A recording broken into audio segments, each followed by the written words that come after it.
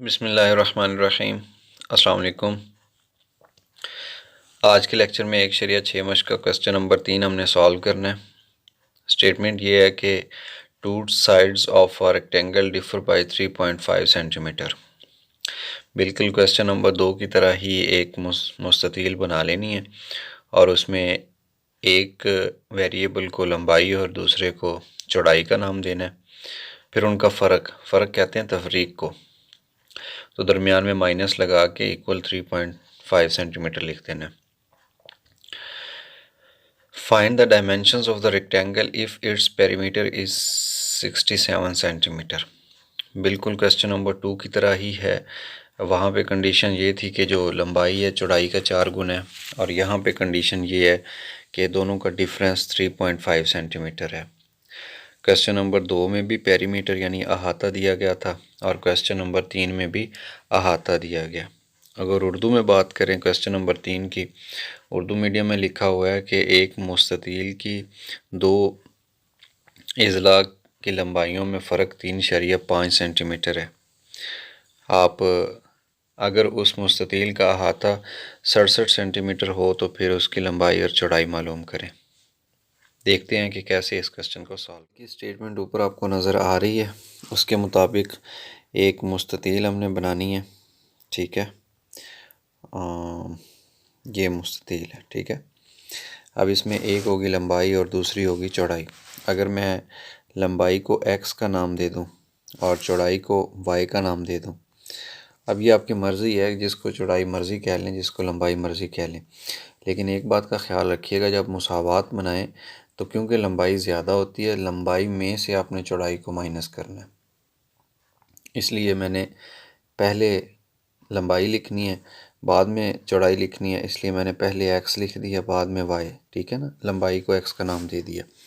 अब यहाँ कोई कंडीशन और नहीं थी, जस्ट इतनी सी बात थी कि जो उनका डिफरेंस है, लंबाई डिफरेंस कहेंगे फ़र्क को। मैं सॉल्यूशन स्टार्ट करता हूँ।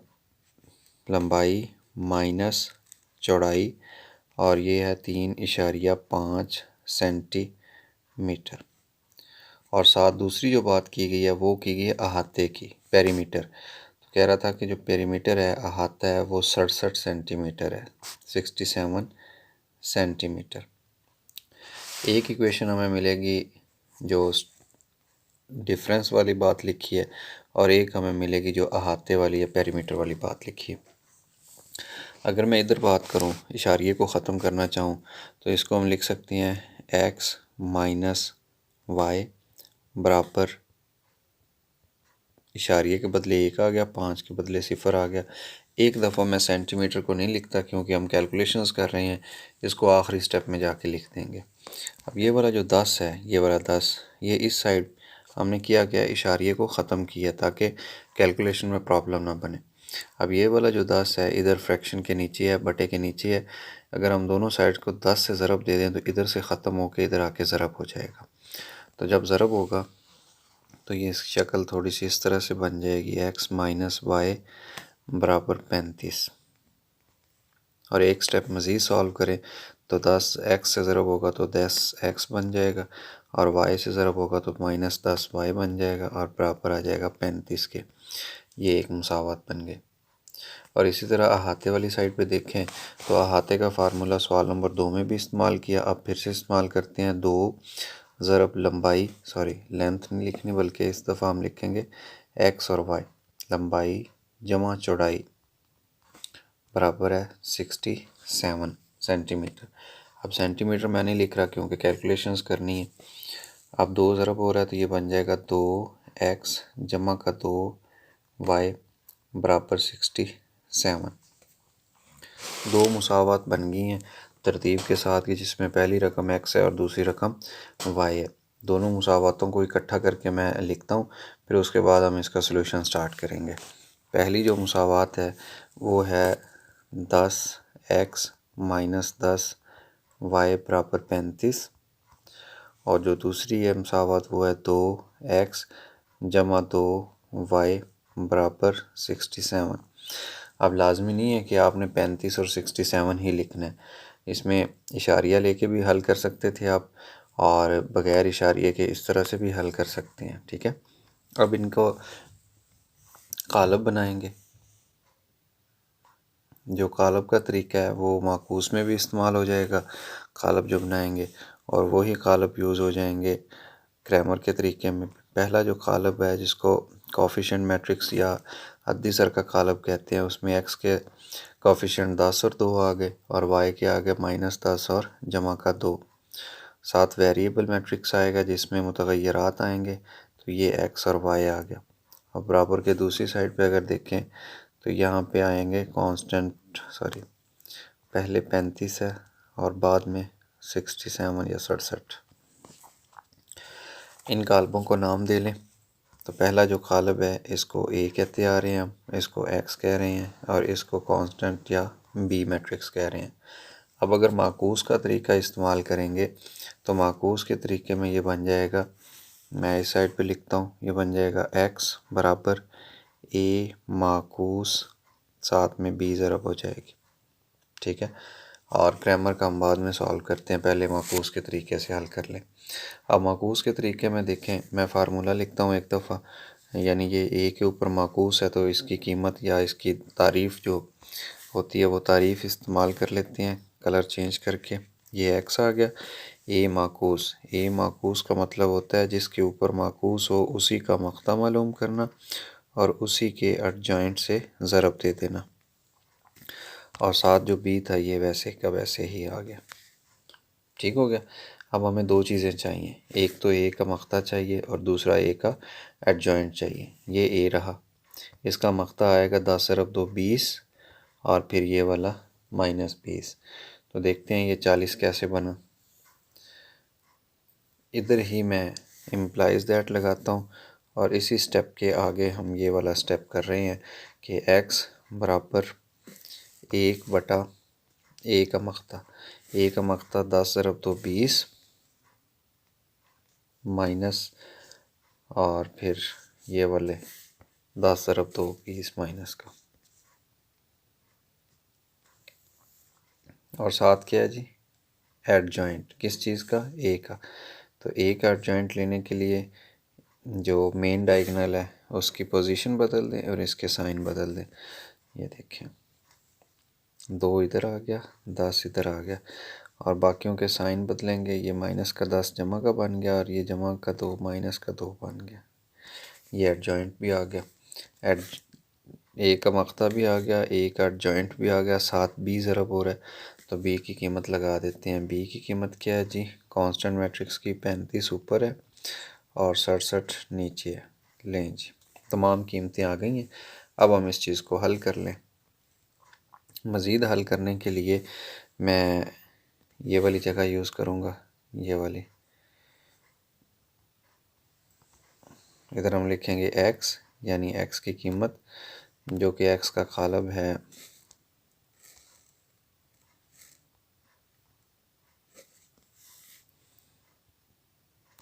वेरिएबल x वेरिएबल y बराबर, और ये चीज़ लिखी हुई 1 बटा 20, ये माइनस माइनस जमा हो गया, 20 जमा 20 ये 40 हो गया, 1 बटा 40 और फिर साथ में है दो कालबों की ज़रब, दो कालबों की ज़रब देने के लिए मशहूर मरूफ जो तरीका है एरो मेथड का, एरो मेथड ये हम यूज़ करेंगे। हेड से हेड और टेल से टेल मल्टीप्लाई हो जाएगी। देखें कैसे, जूम इन कर लें, थोड़ा सा और करीब कर लेते हैं। 35 ज़रब 2 70,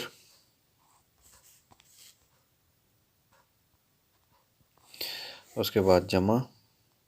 अब देखें ये टेल टेल के साथ ज़रब होगी, जो हेड है ये हेड के साथ ज़रब होगा। तो 67 जब 10 से ज़रब होगा यानी 67, तो ये बन जाएगा 670। ये डिलीट का बटन है, कहीं डिलीट ही ना हो जाए।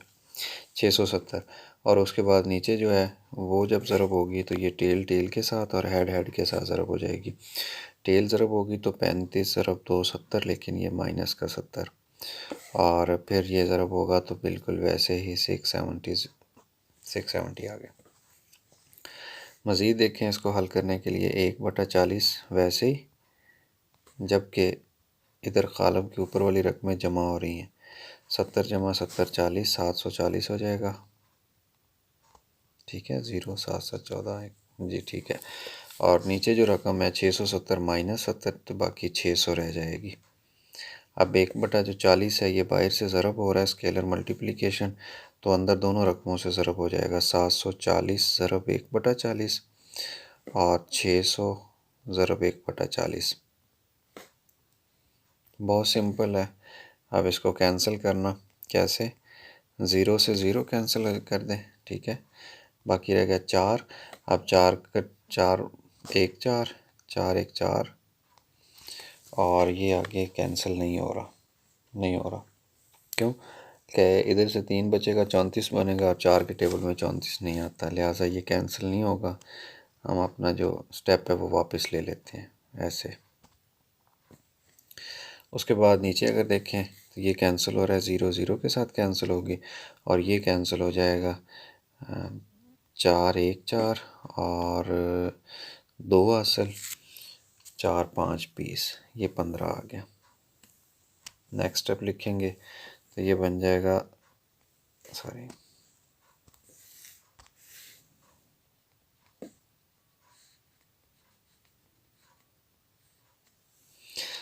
74/4, लेकिन इसको 2 पे कैंसिल कर सकते हैं हम। 2 1 2 2 4, 2 3 6 2 7 14, 37/2।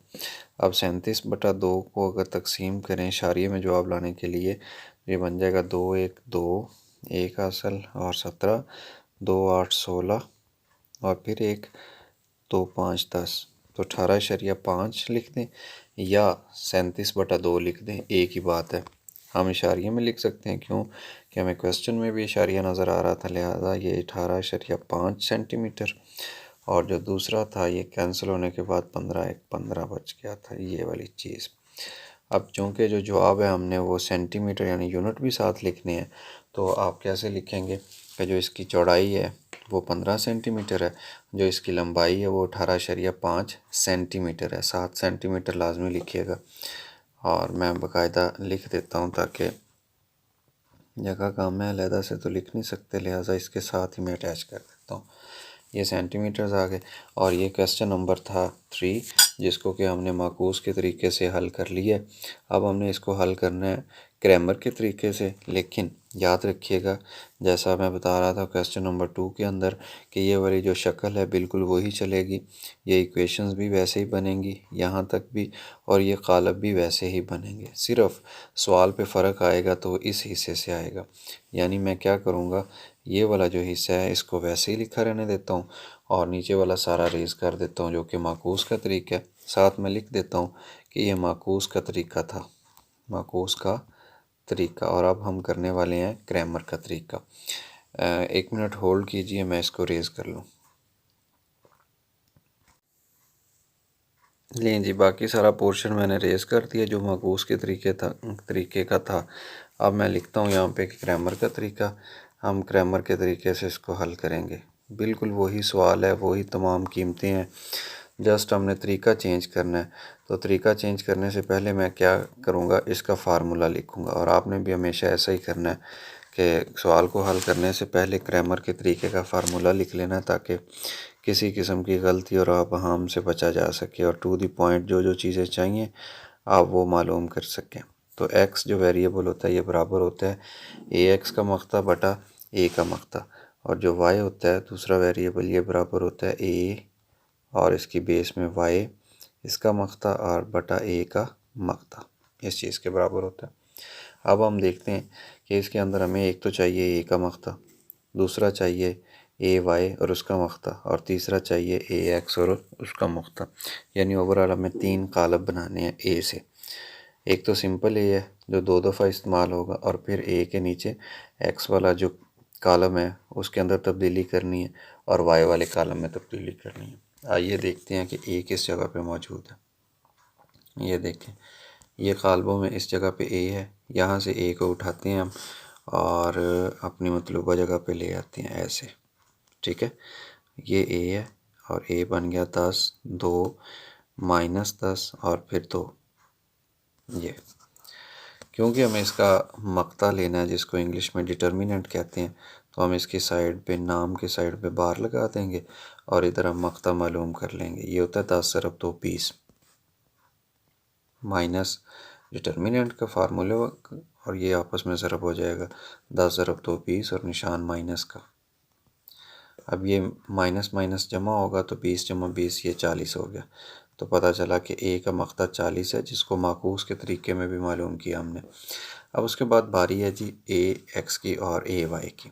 दो मज़ीद चीज़ें हमें चाहिए, ए एक्स और ए वाई। तो मैं यहाँ पे लिखता हूँ ए एक्स, ए, और इसकी बेस में छोटा सा लिख देता हूँ एक्स, और नीचे मैं लिखता हूँ ए और इसकी बेस में लिख देता हूँ वाई।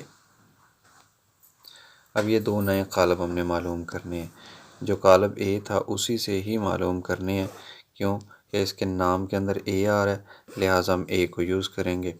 नीचे बेसमेंट में एक्स आ रहा है, तो जो एक्स के अददी सर होती हैं इसको छोड़ के बाकी ए यूज़ करना है।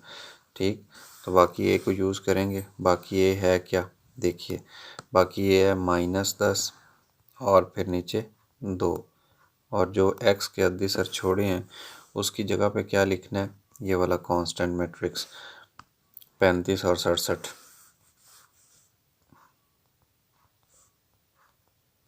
ठीक हो गया। इन्हीं स्टेप्स के ऊपर हम आ जाते हैं वाई में।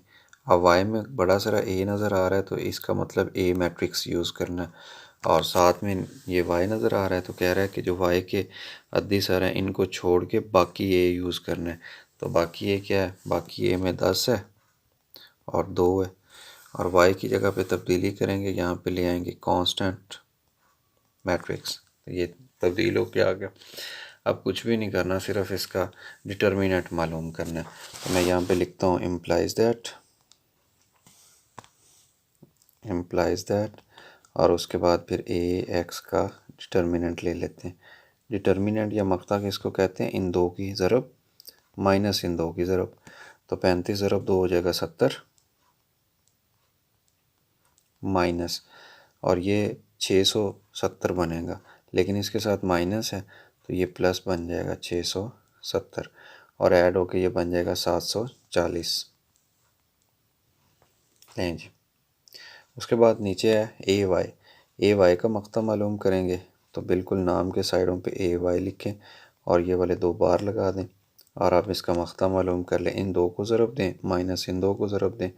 जब ये ज़रब होगी 67 इंटू 10 तो ये 670 बन जाएगा, और माइनस लिखेंगे तो 35 ज़रब 2 70 हो जाएगा, और माइनस करें तो बाकी रह गया 600। अब जो ऊपर फार्मूले लिखे हुए हैं एक्स की फॉर्म में और वाई की फॉर्म में, उधर कीमतें लगा दें।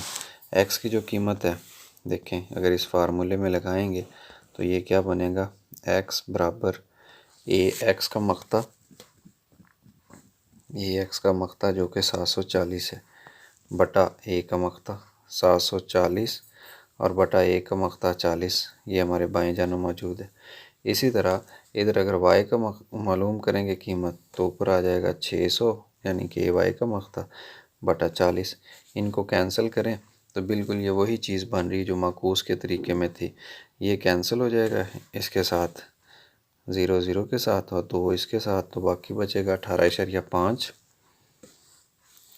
जगह ही ख़त्म हो चुकी है, चलें कोशिश करते हैं यहाँ पे लिखने की नीचे। तो x की जो कीमत आ गई, ये कैंसिल होने के बाद ऊपर बच गया 2 2 4 2 3 6 2 7 14, 37/2 इसको तकसीम किया तो ये आ गया था 18.5, और साथ में यूनिट लिखेंगे सेंटीमीटर।